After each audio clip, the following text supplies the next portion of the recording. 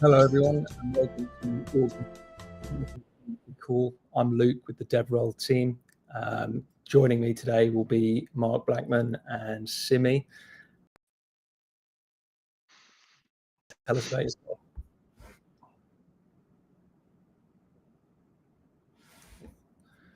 Mark, can you hear me? Oh yeah, sorry about that. Hi, my name is Mark Blackman. I'm a product manager at Hashgraph, focused on the core platform. Awesome. And Simi, could you give us a little intro of yourself, please? Yeah, sure. Hi, everyone. I'm Simi. I work in engineering and I oversee a few different areas, which include our technical documentation, our SDKs, our Explorer, and our transaction tool project. Awesome. And then, Mark, I believe you've got some updates for us. You're going to talk about a few different HIPs as well. Yeah. Could you present the slide deck, please? Yes. All right. So yeah, I just wanted to talk about two recent HIPs, kind of go over the motivation of them and some of the technical details. The first one will be HIP 1127, the Unified Transaction Format. This is actually going to be released in 65, which is coming up in September. And then a HIP that was already released, at least on the server side, HIP 1046, which is adding gRPC web proxy endpoints into the address book. So yeah, let's begin. Awesome. There we go. Okay, so just the high-level summary here. This is really an under-the-hood cleanup enhancement. It addresses historical duplication in the formatting of transactions, and it's basically unifying those transactions in the output of the network. And we did this in a way really to be sensitive to backwards compatibility for existing applications, and we feel a very small subset, if anybody, will be impacted by this change. So let's get into some of the details. As I mentioned, there are two transaction formats. We have the standard one, which is a full serialization of the full transaction, including the body of the transaction and what we call the SIGMAP, or the signatures. This is one entire signed serialized byte array, and because of that, there are advantages, which is why this is the standard. Now, what this replaced is our deprecated format, where we actually had two fields, one the body, and separated out that signature map that I described earlier. So that is, in a sense, the two formats, and really a core motivation for this was the structure and encapsulation. The standard format, as I mentioned, bundles everything into one field. So this really reduces complexity and cost and other things. Additionally, with one field rather than two fields, you're guaranteed consistency in hashing. So you'll just hash that byte array in the standard, but otherwise you have two pieces of data or two fields you are hashing. And as you can imagine, there could be ordering mismatches or serialization mismatches. So while we did update this format for these benefits, there is the problem that now we have two formats to support. And these multiple formats require additional logic for developers who want to parse the record stream for both formats. But then also on the network side, the processing and the code coverage to handle two formats. And then additionally, the output of the network, or the record files, also will have these two formats represented. So we're at this situation where we have a preferred, better format, but we are in effect supporting both formats, and that does come with cost and complexity. So with this HIP, we really had two goals. One was maintain backwards compatibility, so continue to support both formats of the transaction. We understand there's a lot of applications that are out there developed in the wild, so we will maintain both formats in this HIP at this time. Mhm. And another motivation is really just to have clean, efficient block streams. Block streams will be coming out in the next 6 months or so, and by really addressing the output of the network, we really wanted to make that as efficient and cost effective as possible, but then also just really elegant and easy to parse and ingest and really code around. So that's a primary reason why we wanted to unify the output of these transaction formats. So let's get into how it works. I have two transactional flows here. The top one is using the standard format, and the bottom one is using the deprecated format. So right away, as you can see, both formats are supported at ingest. So for the standard transaction format, it's very, as it works today. Basically, the node will take that transaction and then produce that transaction in a block. And that hash will have that entire signed transaction bytes, or that unified bytes and sigmap format. So that's the hash, that's the default. Now, if you submit a deprecated transaction format, there's going to be a little transformation that occurs. So this would be with as I mentioned, the two fields, the body bytes and the sigmap. The node will take that legacy format.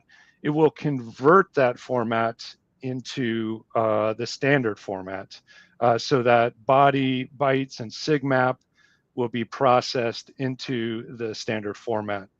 And one very important factor here is it's in ascending protobuf field order. So when we do transform this, it will always be in ascending protobuf field order. And once the standard format is processed, that standard format is produced to the block stream, but there is a new variable that is basically a flag, this use serialized TX message hash algorithm. So this flag will be added in the record file in the block stream, will be added for those transactions that were submitted with the deprecated format. So if this is true, then the hash will also be that legacy format where we are hashing the body bytes and then the sigmap. And again, it is in ascending protobuf field order. So this conversion, we did this conversion really, again, to have a unified format on the output of the network. So there's only one way to parse out the transactions, and then also the format of the block stream itself is much more concise and simpler. But again, we are still continuing to support both formats, and so this is why we have that conversion process. And Mark, just to touch, how long are we going to be supporting both formats, or will we eventually phase out the deprecated one? Yeah, there's no timeline identified or no plans to deprecate at this point.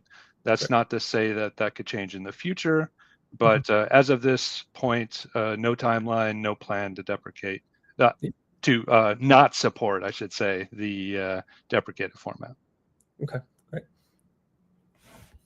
So impacts, as I mentioned, we feel the vast majority, if not hopefully all developers, will not be impacted, but there is a very specific scenario where you will be impacted. And this is if you are submitting transactions with the deprecated format, so the body bytes and the sigmap fields, and you're serializing using non-ascending protobuf field order, then if you're scanning the record stream by the hash, it will not be identical because, as I mentioned, we are using ascending protobuf field order. So in this very specific case, we recommend you switch to the standard format just so that if we do decide not to support that deprecated format in the future, you're already covered. And so, yeah, we feel like this should be a very small number, but if you are impacted, please reach out to your resources if you have questions or need assistance. Okay, so let's go on to the second HIP I'm talking about, and this is HIP 1046, adding support for gRPC web proxy endpoints in the address book. So a little context, the JavaScript SDK faces challenges due to browser security limitations. So you can't have mixed formats, and it does not support gRPC, which is what we used for all of our API endpoints. So we've a long time ago deployed gRPC web proxies to overcome these challenges. And how we implemented that was we added this list of proxies to the SDK, hard-coded that list. It's in the source code. We could provide the link if anybody's interested. But right now, these endpoints of all these gRPC web proxies are hard-coded in the SDK.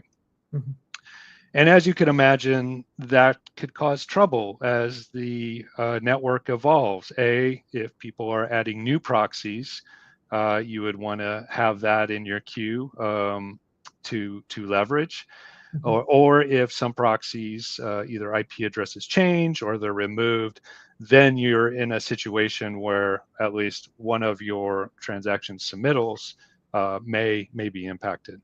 So this HIP is really to make this dynamically accessed from the SDK, from the network. So as on a 24-hour, currently 24-hour cycle, the SDKs will grab the address book that has been in place for some time now, but we're adding the gRPC proxy entries into this address book update so that the SDKs have this list and it's dynamically served rather than relying on a static list. So what I wanted to mention here is really this is one scenario of many where SDKs, older SDKs, have static lists of the address book, and therefore, as the network changes, it still relies on those static lists. Dynamic address book, real quick, that was introduced late last year, and what it enables is node operators to actually control and manage their node's entry in the address book. So this change is really foundational for future community and permissionless nodes, so that individuals can, join and exit the network as they wish. So as a result of that, though, the address book will change, and there are certain fields that will change that are critical to transaction processing. And so, as I mentioned, some older Ks, really 23 and earlier, have hard-coded information. I mentioned the gRPC web proxies, but there's also other attributes in the address book, such as nodes and endpoints and such. So just as a general announcement, we're encouraging folks to update your SDK either to the latest version or to a newer version. And just so you understand, here is the breakdown of versions. So if you have these versions and above, the SDK is indeed, is indeed able to dynamically get that address book from the mirror node. If you're using earlier versions of this, your SDKs are relying on static lists of this information and really potentially could have intermittent issues with transactional processing. So really wanted to make that announcement and give you that perspective. Mark, we have one question from the community here asking if will these changes affect latency at all? No. So these changes, as I mentioned, the address book is discovered by the SDK periodically. And then once it has that address book in its state, then it just continues working as is. So it's actually stored in state once it's dynamically discovered. So it's not a per transaction step that you have to do to look up the address book to process a transaction. It is actually queued in state. Great question, though. Thank you. And we have another question here relating back to HIP 1127. Yeah. If I'm already passing transaction records in my app, what's the simplest way to confirm whether I need to update my parsing logic? Yeah, so I think the simplest way, let me reading that. So yeah, in the, there's one way really, the record output of those transactions, you could actually see the hash and then reproduce the hash. If it's a standard format, the hash will match.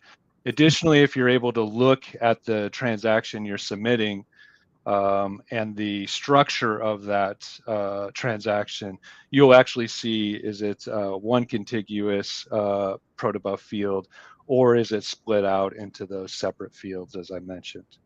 Great. So you could either look at the ingest or the output. Great question. Thank you. Thanks very much. Okay, so under the hood of how this works. So one thing, we have a static, as I mentioned, list of gRPC web endpoints. This is statically configured in the SDK. And we wanted to make it so that as dynamic entries are added, or as node operators add their gRPC web proxies to the address book through the dynamic address book protocol, then those individual entries would be updated. What we didn't want to have happen is, okay, throw away your static list and, oh, only one endpoint is in the address book now. So now you only have the redundancy of one, which is none. So the design of this, again, we really wanted to look at impact.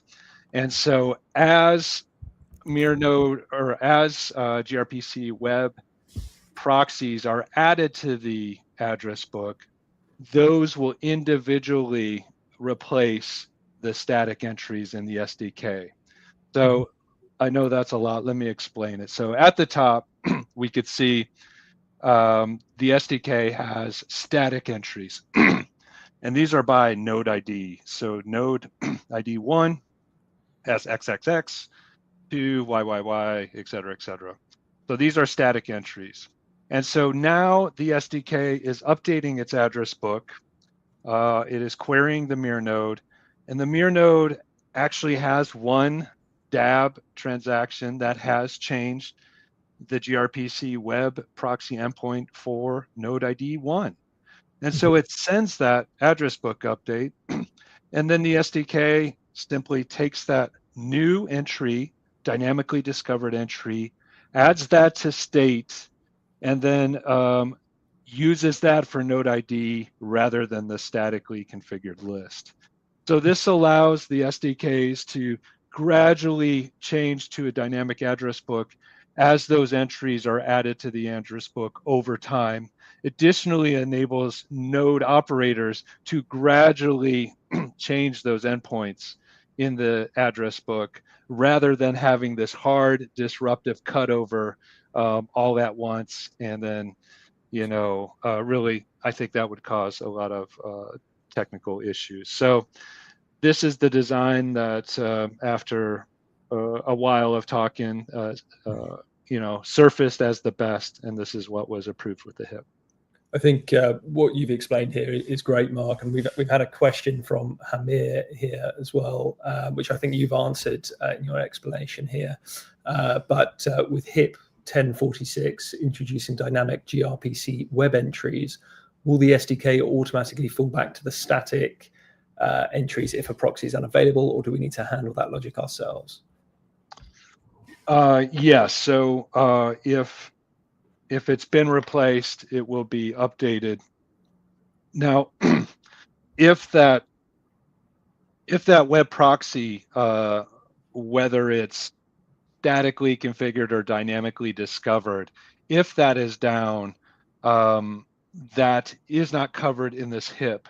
However, the default behavior for the SDK is to send multiple transactions to multiple proxies.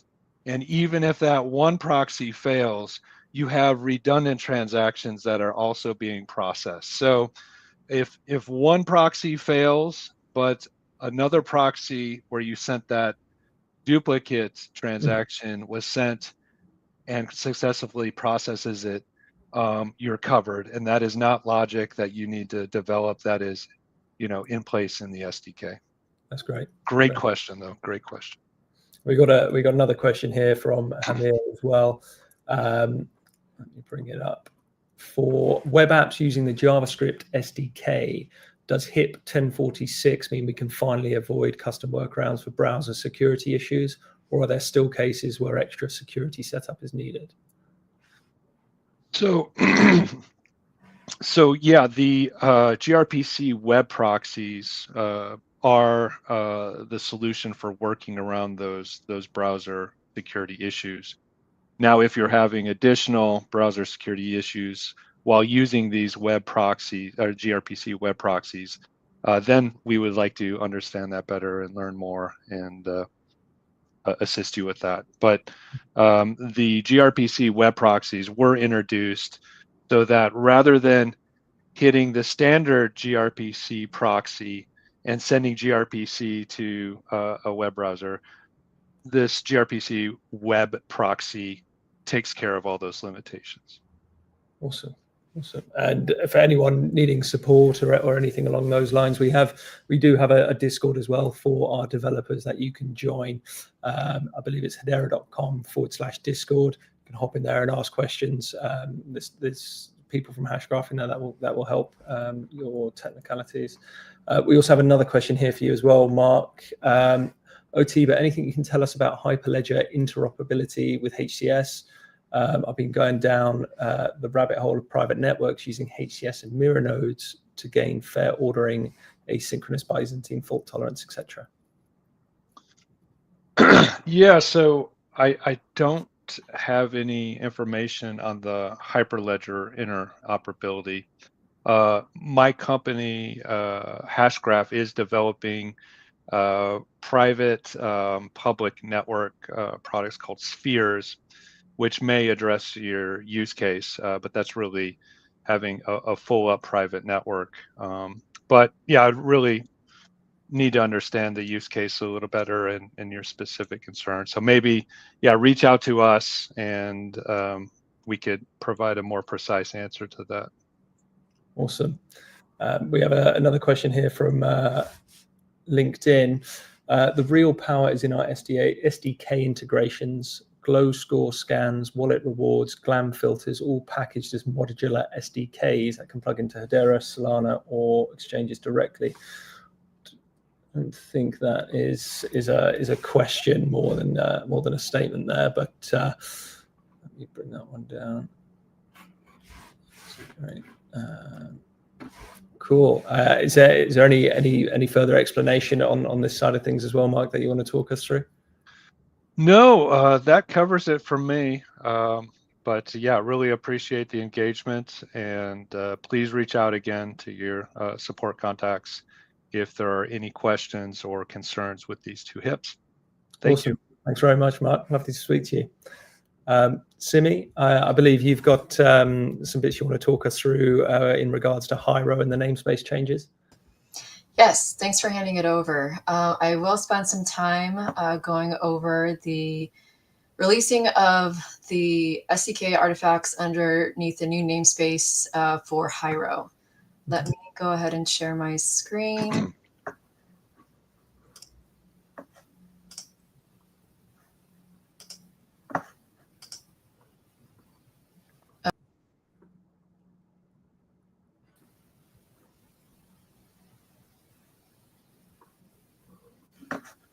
Let me go to the screen now.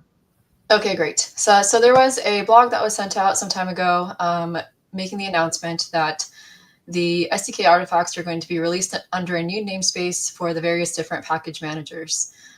This is an outcome of the what used to be the Hashgraph SDKs transitioning over to the Linux Foundation under Hiero. And as an effort to become vendor neutral, we needed to, instead of releasing these SDKs under Hashgraph, we needed to release these SDKs under a Hiero namespace so that these SDKs can continue the path of becoming vendor neutral. And this really affects the Java SDK, Hiero JavaScript SDK, and Hiero Rust SDK. And the Java SDK will have a hard cutover in about little less than 9 months since this announcement. And so if you're using the Java SDK up until you get to version 2.80, you will have to move over to grabbing the new release artifacts from the Hiero namespace and use the new releases going forward from there. For JavaScript and Rust, we were able to do dual releases or dual publishing of the releases. So we've already started the process for a little less than 6 months now to release under both the Hiero namespace and also the Hashgraph namespace. And I can just give you an example real quick.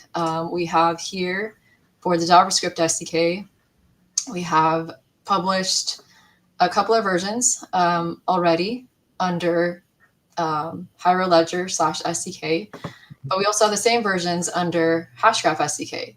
So for the next little less than 6 months up until these specified release versions, we'll be publishing those versions under both locations for that period. And after that 6-month period, all forward releases will be found underneath the Hiero namespace. And yeah, I think that's about it about this namespace changes and publishing under the different package managers for the different language SDKs. Mm-hmm. I've got some questions here for you as well, Simi, if that's okay. How will transitioning to the Hiero namespace impact dependency management and versioning practices for developers across the ecosystem?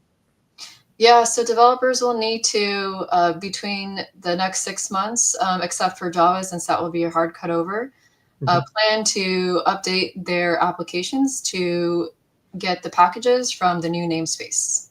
And in this blog, you will find migration guidelines for each one for what steps you may need to take in order to complete this process. So this is basically a 6-month notice period to give developers time to acclimate to updating their apps to use the new namespace. And you can find the guidelines here as well. I also wanted to share the SDK Collaboration Hub. This is where new proposals for SDKs, features, and discussions happen amongst all the maintainers of the Hiero SDKs. Within this, we do have an issue that talks about the namespace transition from Hashgraph to Hiero. It does have the proposed plan as well, pretty much similar information that is available in the blog as well. But if you do have questions, concerns, comments, or need support, you can find this issue and add your comments to this thread. Here also, we published when we first started the dual publishing process for JavaScript and Rust. And yeah, no, that's great, Simi. Thanks for sharing that. We do have some other questions as well that have come in from the community here. We have one from Not Jack, that has said, I saw headlines that Hiero graduated. What does that mean? Yeah, so there is a couple of pieces of documentation underneath the Hiero GitHub organization. I believe it's under governance, which outlines what the definition of a graduated project is. Some of those requirements are having diversification of the maintainers of all the different projects underneath Hiero. And then there's some other more procedural things, things that need to be in each GitHub or each project underneath the Hiero organization in terms of GitHub, like having a contributing guide and things like that. Mm-hmm. And so we're happy to share the links to give you some more insight into what a graduated project means for Hiero. But it means that Hiero, as a overall project underneath the Linux Foundation Decentralized Trust, met the graduated requirements. Awesome.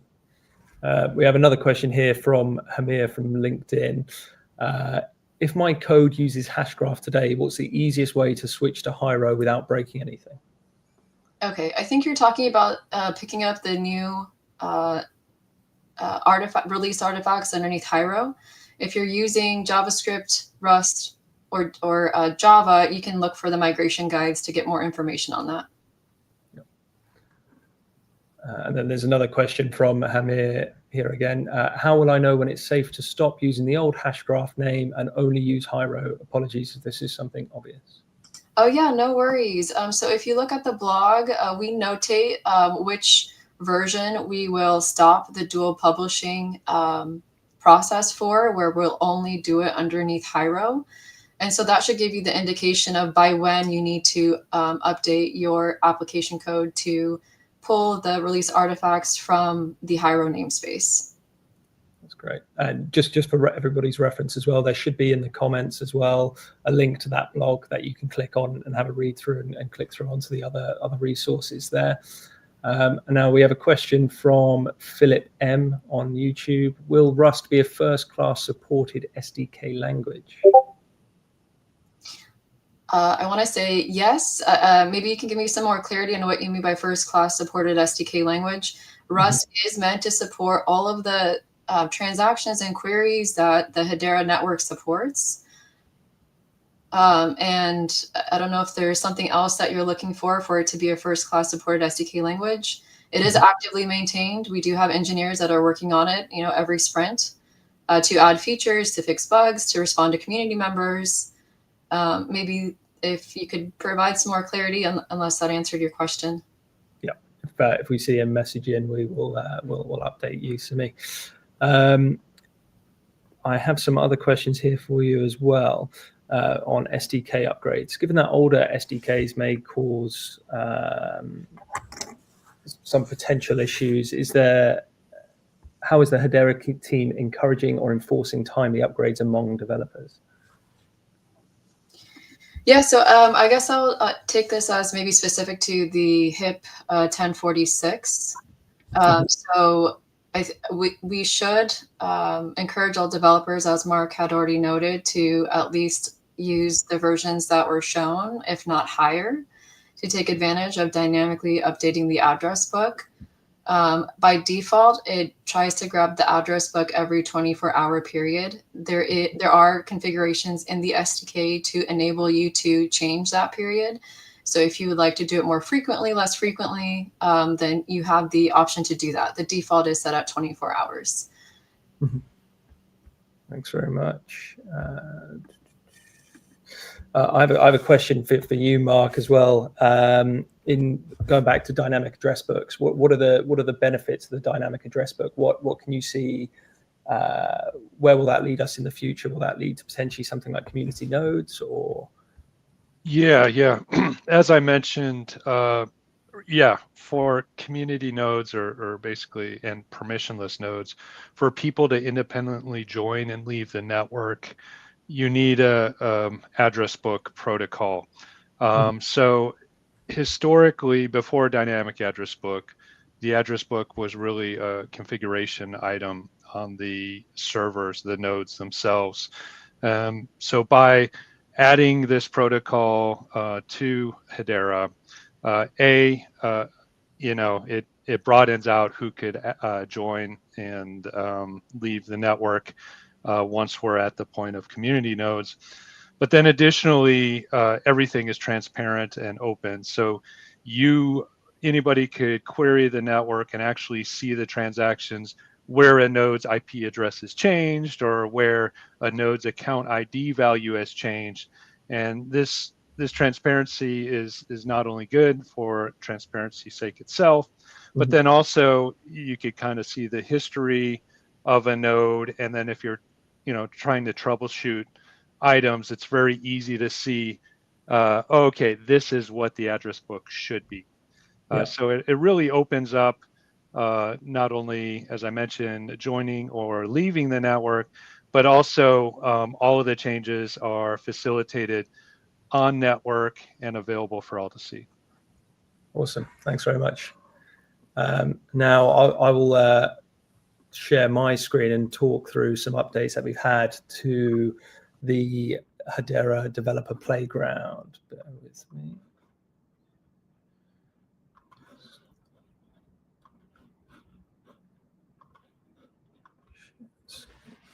There we go. So yeah, we've had some big updates come out onto the Hedera Developer Playground.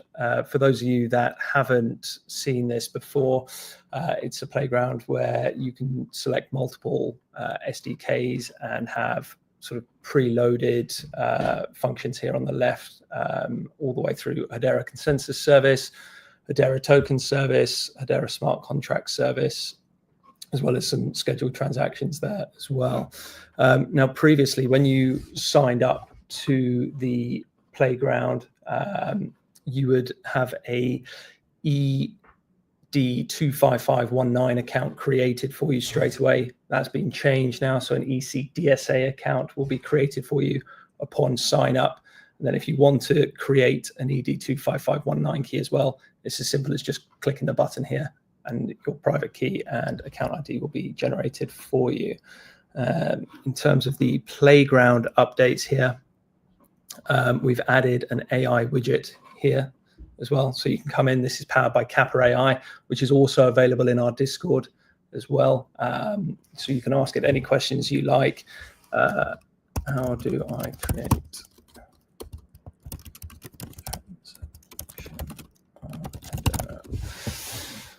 This will just go away and read the docs, create a transaction for you on here and give you all of the information. So it's super handy to have there. So if you're looking to play around in the playground at all, you've got the AI right there ready to be used. So we can actually run some transactions on here as well, just so you can see how easy it is, for example. So if we were to create an account on here, you just click create account under transaction and execute. You can see here how quickly that was created, and we can actually see that on HashScan as well. So you can see here, create account was created just now. And you can also transfer HBAR to that account if you want to. Super easy. Transfer HBAR. We got our account ID here. Receiver account as well. So if we paste in our new account ID like so and execute, we'll send 1 HBAR to this account. And we should see this under the operations here as well, where we've received 1 HBAR. So it's super simple, really easy to use. We've also added the Rust SDK as well here. So I think that was a question as well from Philip about the Rust SDK being supported. You can now use that in the Hedera Playground, super easy to use. So we can change the language here. And we can actually do a test on that as well, just to show you how that works. Philip, transfer, execute that, receiver account. Should be a receiver account in here. This one here.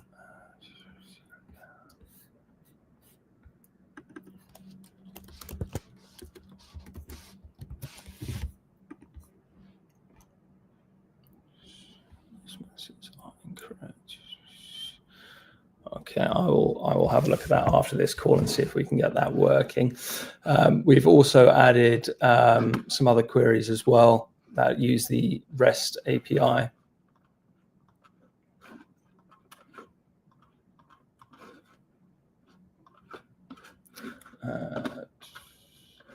I think there was some questions as well.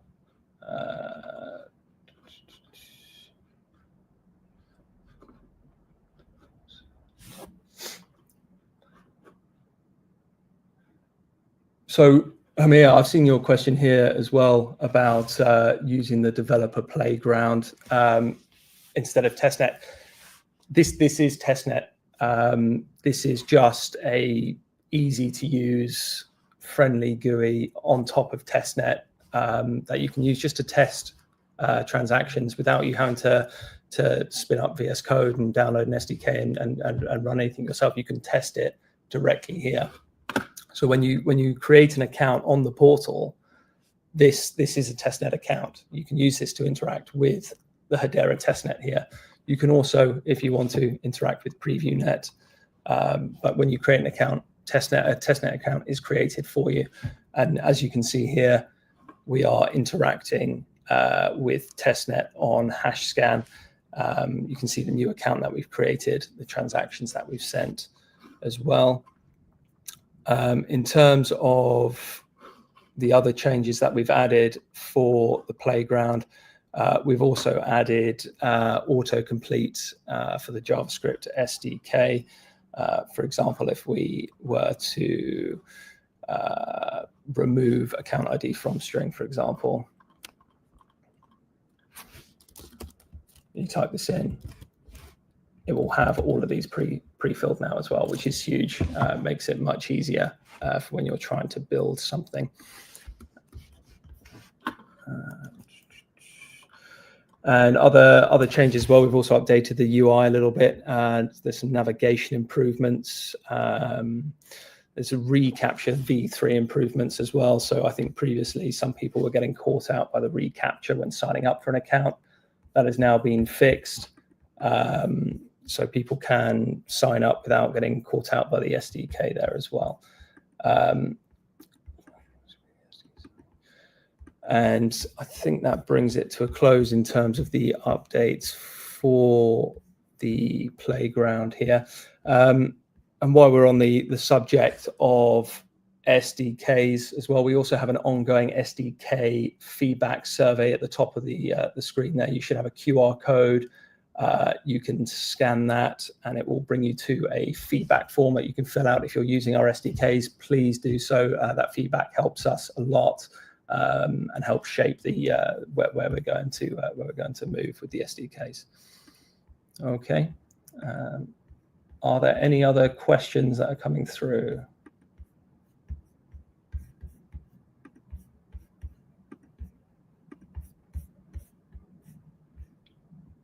There we go. That's the feedback link there.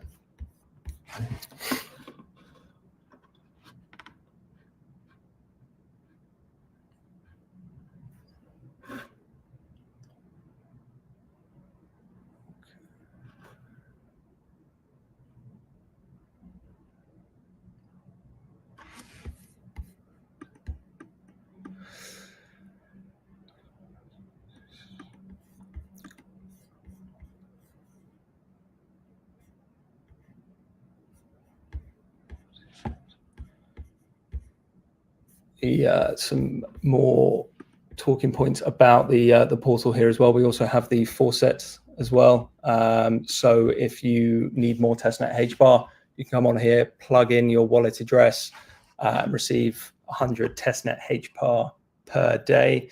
As well, every 24 hours, you can refill your account on here with 1,000 HBAR. If you still have a balance left, this won't top up your account to 2,000 HBAR. It will reset it to 1,000 HBAR. So make sure you use your HBARs for testing before you hit refill there.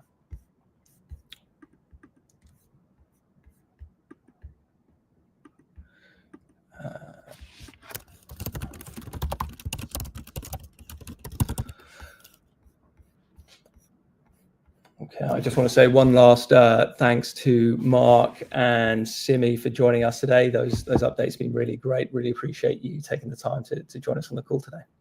My pleasure. Thanks for the opportunity, and thanks for all the interest out there. Something. Thanks very much. Yeah, thanks, Luke, and nice to meet everybody there in the audience. Awesome. Cheers, everyone.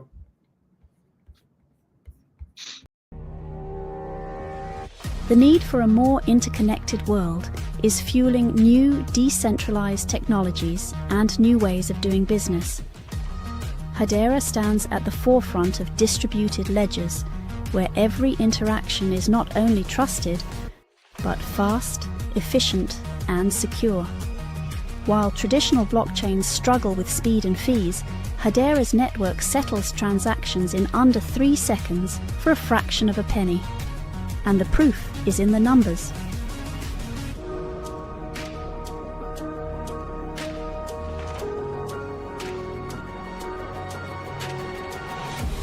Hedera is uniquely governed by a council of the world's leading institutions, ensuring transparency, trust, and decentralization. It's no wonder Hedera is the leading choice for enterprise and DeFi use cases. Everything from real-world asset tokenization to AI data integrity. Discover the only decentralized network with the governance, scalability, and security to power the new digital economy. What future will you build?